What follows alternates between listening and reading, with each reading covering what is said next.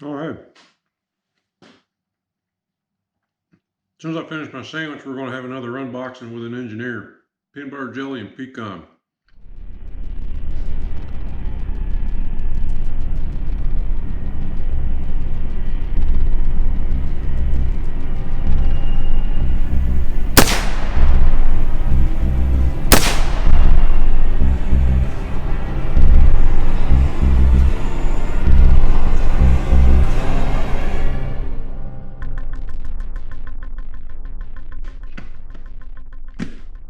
Wow, that was good. So I've been doing a lot more video work lately. I got a podcast also. I'll put a link to that down below if you want to check that out. I do with a friend of mine every couple of weeks now. And I needed to invest in a little bit better lighting. I've been using, you might have seen a little bit, I've used a couple of these from a company called GVM, which stands for Great Video Maker, I think. I'll put a link to these. There's actually one right beside the GoPro that points down at the table there on doing the work on the worktop. But I decided I need some stand-up lights for the podcast and for some of the work I'm doing out here in the shop to get you a better picture. So let's take a look here and see what we got. This is the GVM 50RS RGB video lighting kit 2-pack. Got really lucky and picked this up off of Amazon. It was on a lightning deal, it was on sale, and it had a $50 coupon. I got this for $270, and it probably just means they're getting ready to come out with a new model and they needed to clean out the shelves. But to start off with, I have to say that I'm very impressed with, and I'm sure you can't see a lot in the camera there. Let me move you up here a little higher. I'm quite impressed with just the packaging in general. Oh, I'm going to have to blur that out. The whole kit comes in a nice case. Well, it comes in a case. Let's make our own decision about nice. So I did read a lot of the reviews on this, and a lot of folks talked about how nice the case is. And I gotta say, first glance here, I agree. You know, there's a few stray threads, but that's to be expected realistically in today's market. So we got a nice little Velcro double handle, I don't know what you call that. Got an inspector's tag here. Let's see who inspected this. Wuhan, oh no, wait, no, QC 012. So, got a double zipper to flip this open. And we got a piece of wire. Don't know what that's for, but I'm sure we'll find out. Looks like two pieces of some kind of security cable. It must, maybe that's so you can attach the heads to keep them from falling on the ground if something bad happens. On this side, we've got a couple of cardboard boxes, a little bit of branding on them, a little bit smashed, but hopefully that won't be an issue. Okay, so we have a couple of brackets there. I imagine these are the brackets that mount the individual lights to the top of the tripods. Yep, these lights come with stands. So this was an entire kit. 2 lights, 2 stands.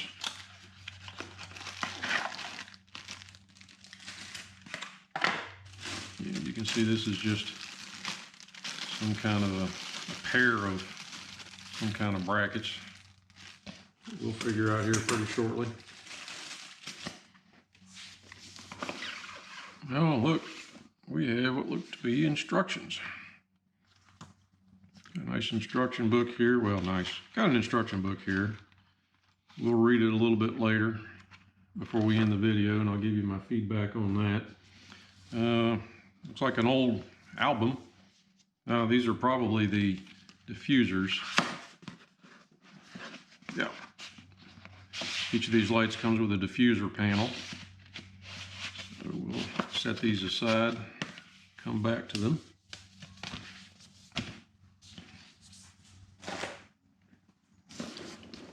And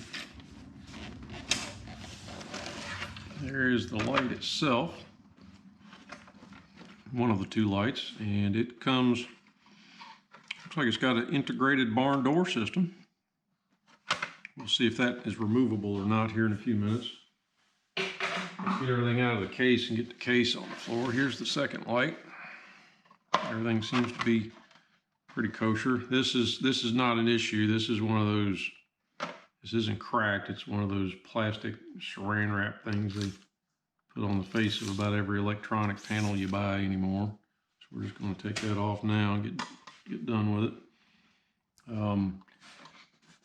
First impression here is it has a nice heat sink on the back of the light. All of this is a ribbed aluminum panel that is just there to dissipate heat. You've got slots for 2 batteries. You've got some controls here, BRR and hue saturation. The hue saturation has to do with the, there's actually some kind of a piece of lint on the inside of the light, and I can move it around with my finger because of the static electricity. It's on the inside of the display panel there, so it may blow off eventually.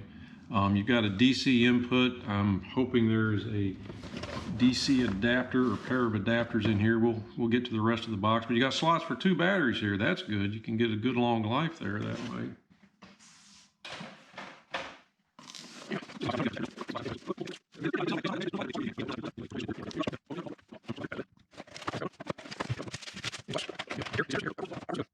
It looks like a fairly heavy-duty cord. Well, heavy-duty, moderate duty. I used to be a welder, so this is not a heavy-duty cord from a welder standpoint. But this cord is, it says right there, Vinny's got to find his reading glasses. Vinny's getting old. Well, it's got some markings on there, 3 times 0.75 millimeter squared HXZ. So I have no idea what gauge that converts to, but I will find out, and I will put it on the screen right down here at the bottom. Tell you what gauge this wire is. And the DC converter here has a cord on it as well. The total length of this is 5 feet. This is 10-foot cord, so you've got a 15-foot cord for each light. Once you assemble these together, you've got 15 feet for each one. All right, my first impression of the tripods is, yeah, they're going to do the job. I mean, they have a plastic cap in the end of the foot here that is really just that. It's a plastic cap. It's hard plastic. It's not going to gain any traction on the floor if you need it to. Is it going to hold the light up in the air? Yeah, it's going to hold the light up. Could have been a nice little rubber cap there that just like a cane cap, you know, for a walking cane that fit over top of this and was rubber, give that a little more grip on a slick surface like a tile floor or something. Not that that's that big of a deal. This has what, I don't really know what to title it, but it's the typical head you have on these types of devices to hold camera equipment, light equipment, that type of thing. Not camera equipment, it'll hold light equipment and maybe some audio equipment that clamps on the side of this. It's not a tripod designed to hold a camera. All right, there we go. Just flips all the way over. And then it has a screw on the side here to set it at whatever diameter feet circle you want. I'm gonna set this down right on the dog. Watch out, pup. And then this has, looks like 3 segments here. 1, 2. It's about 7.5 feet. Well, let's give you an exact measurement. And that height can be adjustable depending on how you adjusted your tripod at the bottom. So you are at, oh, look at that, 90 inches. 7.5 feet. But if you have it that tall, you probably want to adjust your tripod out to a much wider diameter, your feet to a much wider diameter. So by the time you do that, you're actually reducing the height of the stand.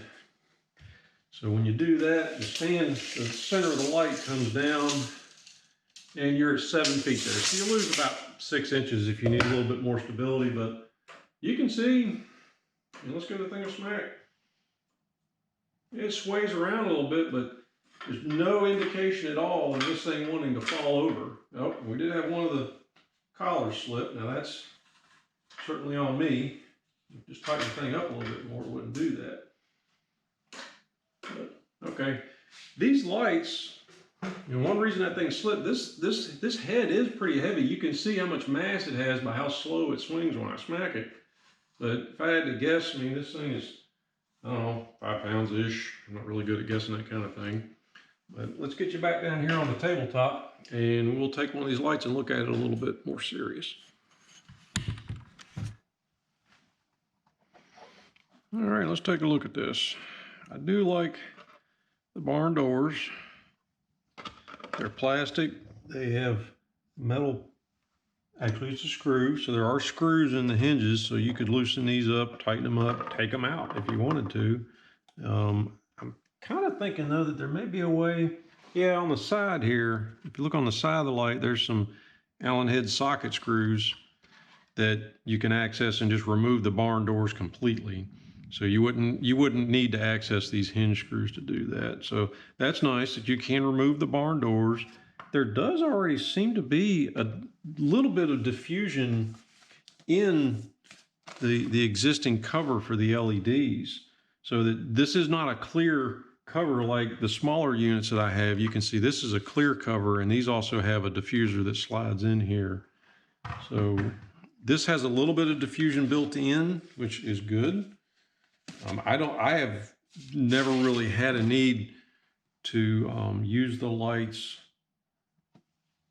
without any diffusion. Now, these diffusers, they also have, I was trying to see, you can see there, they have that requisite saran wrap stuck on them that they put on everything now.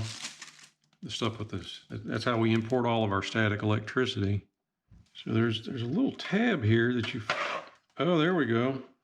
So when you flip the little tab out, the panel that was in there, it literally just fell right down. You can see it slid right out. So now, if we open this back up,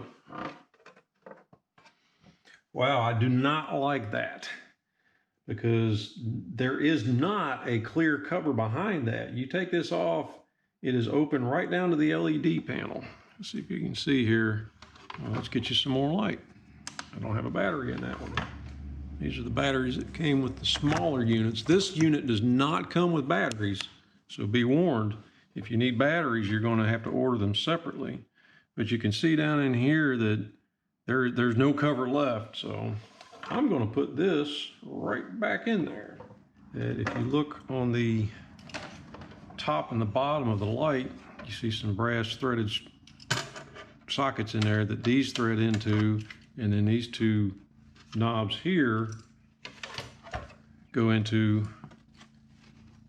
these two holes right here, and that kind of gives you a soft box effect. It holds this up off the surface. And I did cheat and read through the book just a little bit while I was off camera there, and come to find out that yes, this panel is meant to be removed and used without when you need a sharper light, and then this panel provides some diffusion when you need that. So let's plug this thing in and see what we can get out of it for the moment. Now, on the back of this thing, we have controls. You've got brightness, you've got color temperature, you've got hue, you've got saturation. You also have a wireless mode. These lights can communicate with an app that you download from GVM that lets you control them from your phone.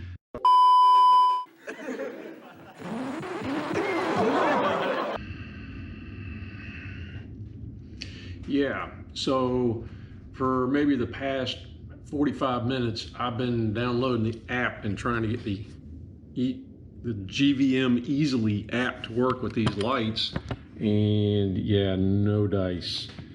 So this is the app. It's called GVM Easily, anything but easy. And if you go down here, you can see the ratings on Google Play. You know, it's got like, 15,000% one-star ratings.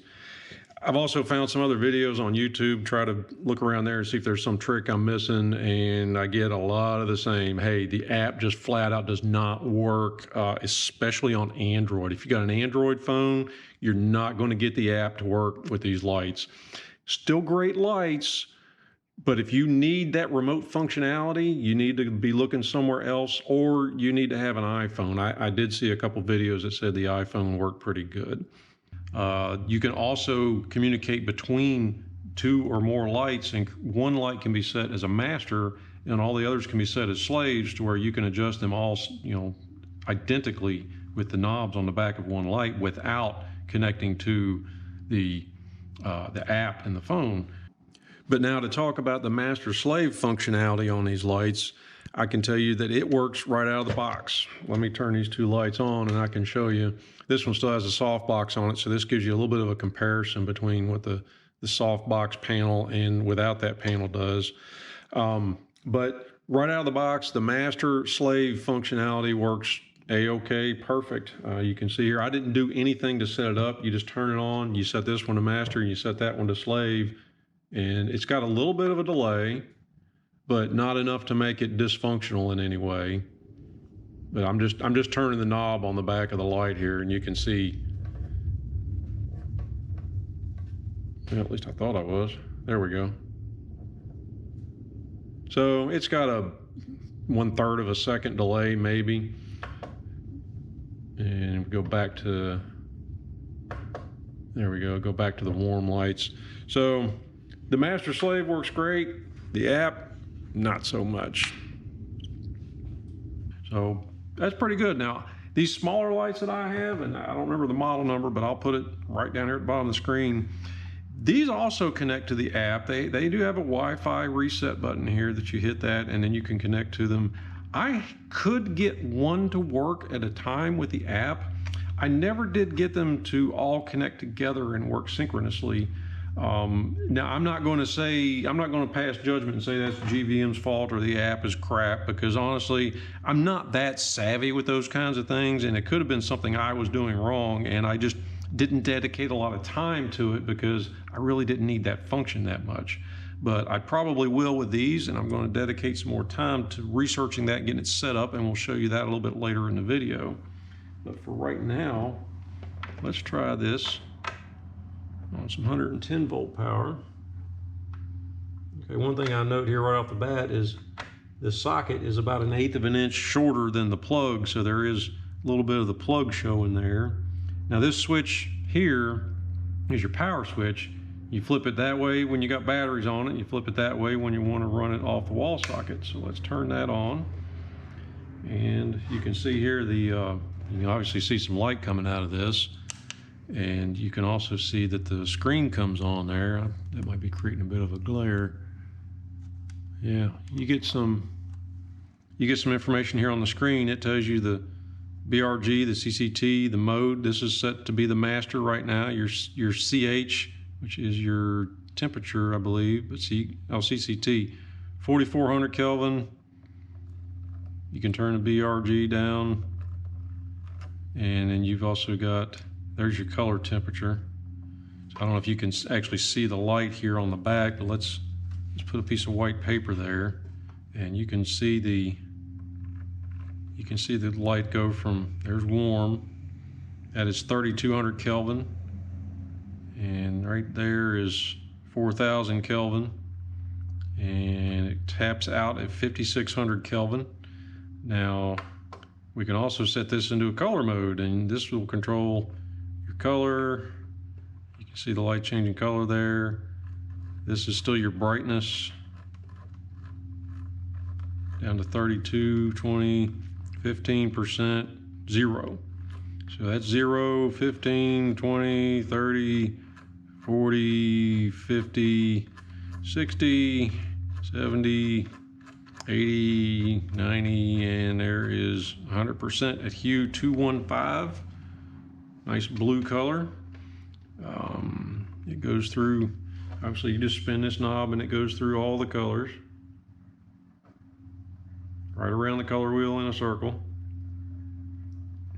Now that's really only needed if you're going to do some kind of scene work where you need that type of, a colored light. The one advantage to these, if they do have some built-in scenes into them, you can set it up to act like, candlelight. You can set it up to act like it's a police car flashing blue and red lights and different things like that. Might come in handy if you need to backlight one of your YouTube videos or something, but if you're using this for podcast lighting, you're probably never going to use that, because these are pretty bright, pretty big units to use for accent lights. That's what these smaller units are for. This is for your accent light in the background to make your bookshelf look, blue or purple or something. The batteries are 7.2 volt batteries. I don't remember what these are called. I'll look it up and I'll put it on the bottom of the screen, but these are a battery that looks like the one in the charger over here. And these come in all different sizes. I mean, obviously this doesn't change, but the thickness changes. I've seen these batteries as big as this thick, and I've actually seen some of these batteries on Amazon, the bigger ones, that have a USB plug in the side, so you can use them like a battery bank. Now that to me sounded like the cat's meow. If you're going to buy a battery anyway to carry around for these lights, you might need to charge your phone somewhere along the way, and that'll be what I'll be picking up, is the one with the battery bank option. Now, as far as the build, let's take one of these side wing nuts off here, give you an idea. Usually, if you start taking things apart, you pretty quick find out what quality the build is. Only one wing nut. The other side's got an Allen wrench, which kind of like that. Keeps somebody from taking it apart and losing it. Now this little bung on the side that has the threads in it, I can't get it all the way exposed, but you can see it's got 3 Allen head screws there that actually hold that to the big aluminum heatsink extrusion here. I like that. I like the fact that this isn't just screwed directly into that heatsink, although that's got pluses and minuses. I mean, this is obviously a piece of aluminum, and people tend to strip out aluminum threads, so this way you've got a piece here that's replaceable. It does have a brass bung in there that's pressed in that this threads into, but should you ever strip that, you can probably get a replacement of this whole piece and change it, and then you're right back to being ready to go. Feels solid enough. The wing nut feels solid. Now, keep in mind, I'm a big dumb welder by trade, engineer. We tend to overcrank things and strip them out. My Uncle Bruce will tell you all about that sometime. I used to have a bad habit of stripping threads. But so remember, this doesn't need to be any tighter than it needs to be to keep this light from flopping around. And even when it's fully loose, this light won't swing around on its own. I imagine this one's got enough tension in it to keep it from turning. So this one over here barely needs to be tight. So don't think this one's really doing a lot of work right now. This piece across here is a solid piece of what feels like aluminum, bent into shape, extrusion. And then you have the mount fitting here, uses the same wing nut that's used on the side, which is good. They're interchangeable that way.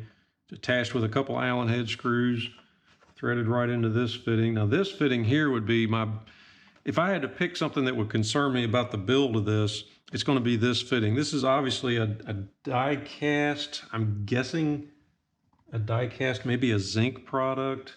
It does have some machine marks on it, but not a lot. And I can see a cast mark right here, like a split cast. So not saying it's going to fail, but this wing nut right here is threaded right through that. It does, well, no, I take that back. It has, oh wow, Vinny needs his reading glasses.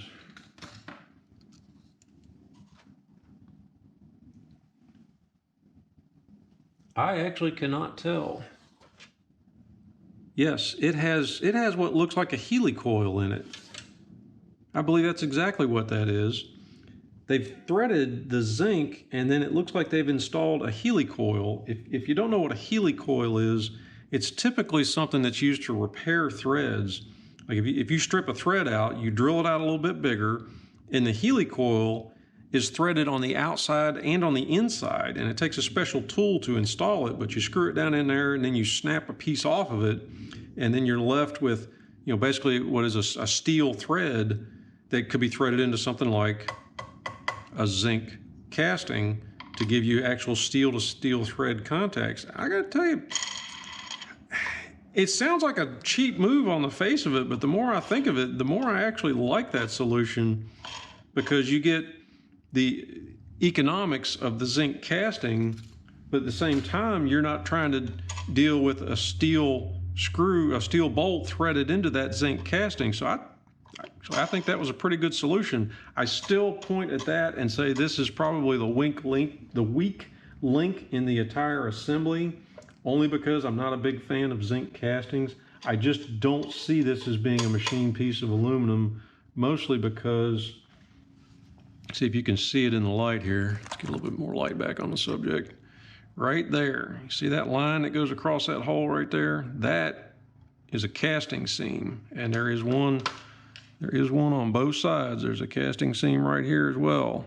So whether it's aluminum cast or zinc die cast, I'm sure it's going to do the job, but if you're going to give any kind of abuse to these items, that's the piece you got to be careful with. So let's take these barn doors off now and install the soft box. So the one thing I'm not that happy with is, from what I've seen so far and what I've unpacked, I don't think they included an Allen wrench for these things. So, you know, here I am stuck digging through a bag full of Allen wrenches trying to find the right one. Not that that's that big of a deal, but for what these things cost, you kind of think that they would have included that. But it would have been good if they'd left somewhere for these to be stowed. Now, I guess I can just, of course, thread them right into, you see, I mean, here we are. I done lost the first one. There it is, found it. I guess they can be threaded back into the hole you're taking them out of, but you can't do that at the same time you're removing them. So what I've seen done in the past, actually DeWalt's fairly good at this, is you have the hole that's drilled and tapped right here where you actually make the attachment. Right there, drill another one, so that as soon as the instant you take this screw out of here, you can just screw it right into the hole beside it, and it's stowed in a way you're not going to lose it. So, not saying that's really a downfall of these lights, but it's one of those things that a lot of manufacturers just, well, they hadn't thought of that yet. And hey, that's a good idea. We'll do that next time. So that takes the barn doors off and allows you to attach these brackets. Now these brackets, see, they have a little spring in here, and I'm not real sure. I guess that's just so that this stays attached to this, so you don't lose it. You know, it would have been nice if they'd done that with the other screws on the side of this thing. But you just give it a little shove in while you're threading it on there. This is meant to be finger tightened only. One thing that would have been good is if these things had an O-ring on the back of them. Sometimes that keeps people from getting a little too overzealous and cracking pieces like this plastic. And let's plug this back in. All right, so I'll give you that gives a little bit of a soft box effect. Here, tell me what you think. Let's see if I can get the Rembrandt light here without any. I don't have a screen hooked up to this camera, so not sure if that's giving me the Rembrandt light or not. 40%, 3500 Kelvin. Oop, let's keep it on 3500 Kelvin. And I'm gonna cut that down to, this is 15% and held out at arm's length. So there we go. Tell me what you think. I think from what I can tell from this side, I can't see myself, but I think that's probably doing a pretty good job. Let's get you back down here on the desk. And okay, would I recommend these lights? Absolutely, at the price I paid. Right now, lost my phone. Like I said, I caught them on a really good sale. And as of today is November 5th, 2 days after election, still don't know who our president is. Right now, these are priced at $398, but there's a $70 coupon, so they are $330. I caught them at $270 and was very happy at that price. I'm not sure I'd be lured in at $330, but I'm not saying they're not worth that either. I'm just saying that they weren't worth that to me. The build is good. I like the build quality. Back to that word quality, I feel like these are a quality item. They've gone into a lot of thought with some of these pieces. The one thing here that I was very impressed with is and I'm going to turn this off just because I'm afraid that you're getting backlit. I'm very impressed with this bracket. It could have been a little bit thicker, but for the job it has to do here, it's strong enough. Engineer, remember that. But this little device they used here to retain these screws, you can see that it's spring loaded and it keeps you from losing that piece. That one little thing right there just impressed the bejeebers out of me. And that tells me that they care and they have put a lot of thought into what they're doing. And if they put this much thought into something as simple as that little screw, I think they probably put a lot of thought into what's inside of this control box. I can tell you that I'm a civil engineer. I'm not an electronics engineer. I'm not a lighting engineer. There are plenty of people out there on the YouTube, go down there and search, or go up to the top and search for them, who can tell you with measured indifference from some kind of laboratory equipment about the actual color grading and performance of this light. I can tell you from the standpoint of a guy who works a startup podcast, is working this YouTube channel, this light is 145% going to work for me a-okay. I would not have any reservations recommending this to you. I still don't know what this is for. I just looked over here and saw it as I was wrapping up. Let's pull one of them out. It's just a steel cable that loops around and is able to thread back to itself. I think this is probably what the janitor in my elementary school used to keep all his keys on, honestly. It's a little big for a bracelet. But I really suspect this is probably intended to loop through, like loop around this and then loop around to the top of the tripod somehow, just as a measure of safety to keep the thing from falling on the ground if something catastrophic happened and maybe save the day. Let me get you back down here where you can see me. So I appreciate you watching. I do have to say that I, so far, 100% can recommend these lights. I can also tell you that I was at a function just a couple of days ago where the news was there. I've been on the news a few times. They weren't there to interview me this time, but I happened to stop and take note that the news crew from a major network had, not this exact model, but they had GVM lights. So yeah, I may just be a hack in my garage, but a major network news crew was using GVM lights. So that's got to tell you a little bit of something also. I want to thank you for watching. I want to ask you to please hit that button down there and subscribe, and I will see you in the next one. I tell you what, let's do this. Why am I trying to touch the camera screen? Right now I've done put a fingerprint on it.